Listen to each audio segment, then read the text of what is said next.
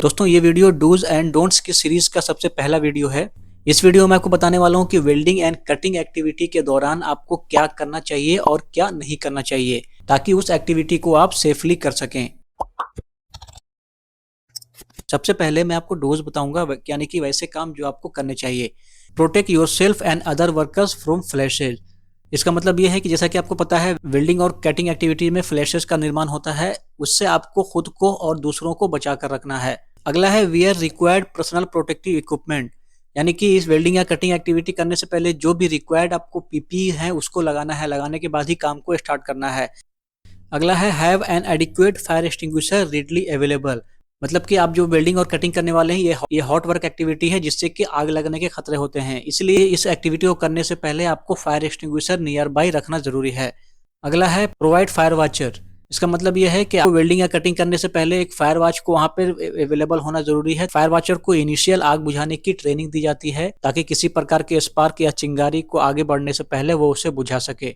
अगला पॉइंट है remove combustible materials from the vicinity of cutting and welding operation. इसका ये मतलब है कि वेल्डिंग एंड कटिंग यानी कि हॉट वर्क करने से पहले आपको जो आसपास के कंबस्टिबल मटेरियल्स है उसे जो है वहां से रिमूव कर देना है ताकि चिंगारी से उसमें आग ना लग पाए। अगर उन कंबस्टिबल मटेरियल्स को हटाना पॉसिबल ना हो तो फायर ब्लैंकेट के द्वारा उसे ढकना जरूरी है। अगला पॉइंट है इंस्पेक्ट इक्विपमेंट बिफोर यूज। इसका मतलब यह है कि वेल्डिंग एंड कटिंग एक्टिविटी में जो भी इक्विपमेंट यूज किए जा रहे हैं उसको इंस्पेक्ट करना जरूरी है ताकि किसी प्रकार का कोई डिफेक्ट ना हो। अगला पॉइंट है contain sparks and slag created by welding और बर्निंग ऑपरेशन। इसका मतलब यह है कि वेल्डिंग एंड कटिंग एक्टिविटी से जो स्पार्क निकल रहे हैं वो बाहर ना निकल पाए और आसपास के एरिया में आग ना लगा पाए। इसके लिए आपको जो है एक फायर बूथ बनाना पड़ता है, फायर ब्लैंकेट के द्वारा एक फायर बूथ बनाएं और उस तरह के स्पार्क्स को आगे फैलने से रोकें। अगला पॉइंट है store gas cylinders upright with the valve in up. हमेशा गैस सिलेंडर को अपराइट दिशा में रखें जिसका वाल्व ऊपर की तरफ हो।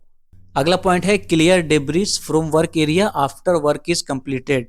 इसका मतलब यह है कि वेल्डिंग और कटिंग से जो निकला हुआ रबिश है, जो कचरा है, डेब्रिस है, उसको क्लियर करें, यानी कि हाउसकीपिंग, प्रॉपर हाउसकीपिंग किया जाना चाहिए। अब मैं आपको डोंट्स के पॉइंट बताने वाला हूं जो आपको नहीं करना चाहिए। सबसे पहला पॉइंट है कट और weld in an area with oily rags, dust और other combustible materials nearby. इसका मतलब यह है कि वैसे एरिया में कटिंग या वेल्डिंग ना करें जहां पर ऑयली रैक्स, डस्ट या दूसरे कंबस्टिबल मटेरियल मौजूद हों। अगला पॉइंट है कि weld in an area unless other workers have a welding screen to protect them from the welding arc. इसका मतलब यह है कि आपको वेल्डिंग स्क्रीन से प्रोटेक्ट किए बिना वैसे एरिया में काम नहीं करना है जहां पर आसपास लोग मौजूद हों। Transport gas cylinder with gauges installed. इसका मतलब यह है कि गैस सिलेंडर को कभी भी गेज लगाकर ट्रांसपोर्ट ना करें। अगला पॉइंट है डोंट यूज वॉर्न केबल्स और होजेस, मतलब कि डैमेज केबल या होजेस का उपयोग ना करें। अगला point don't wear clothes of synthetic fabrics. इसका मतलब यह है कि वेल्डिंग कटिंग करते समय कभी भी सिंथेटिक फैब्रिक के कपड़ों का इस्तेमाल ना करें। अगला पॉइंट है डोंट असिस्ट एनीवन कटिंग और welding unless you are wearing eye protection. कभी भी वेल्डिंग या कटिंग करते समय बिना आई प्रोटेक्शन के किसी भी की भी हेल्प ना करें। अगला पॉइंट है leave your area of work without notifying others of the burn hazard.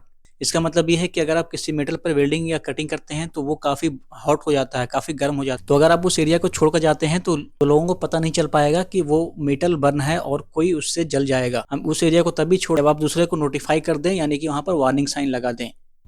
अगला पॉइंट है don't use wall protection caps to lift cylinders. इसका मतलब यह है कि कभी भी कंप्रेस गैस के सिलेंडर को बिना इसके प्रोटेक्शन कैप्स के ना उठाया जाए।